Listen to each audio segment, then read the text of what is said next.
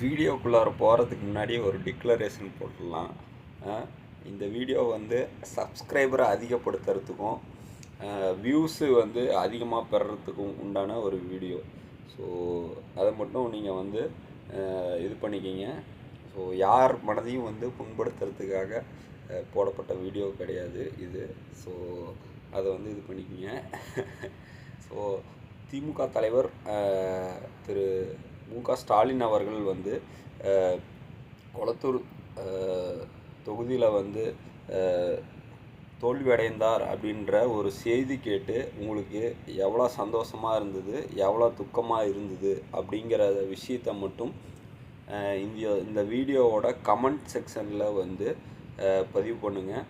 So என்ன அப்படின்னா வந்து ஒரு 3000 ரூபா பணத்தை ஒரே ஸ்ட்ரெச்சில், அதாவது பிப்ரவரி, மார்ச், ஏப்ரல் மந்த்து ஒரு 3000 ரூபா தொகை மகளிர் உரிமை தொகையும், ஒரு 2000 ரூபா வந்து கோடை விடுமுறையை வந்து கொண்டாடுறதுக்காக ஒரு மொத்தமாக ஒரு 5000 ரூபா வந்து ஒரே ஸ்ட்ரெச்சாக வந்து மகளிர் உரிமை தொகையாக வந்து வங்கி கணக்கில் வர வச்சாங்க.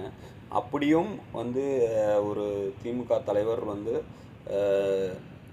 தன்னோட சொந்த தொகுதியில் ஏன் வந்து தோற்று போனாங்க அப்படிங்கிற ஒரு விஷயங்கள், அதுக்கப்புறம் வந்து ஆளுங்கட்சியாக இருந்த ஒரு விஷயங்கள் நிறையா வந்து நலத்திட்டங்கள்லாம் வந்து செஞ்சு கொடுத்தாங்க. அப்படியும் வந்து ஏன் வீழ்த்தப்பட்டாங்க அப்படிங்கிற விஷயங்களை வந்து இந்த வீடியோவோட கமெண்ட் செக்ஷனில் பதிவு பண்ணுங்கள்.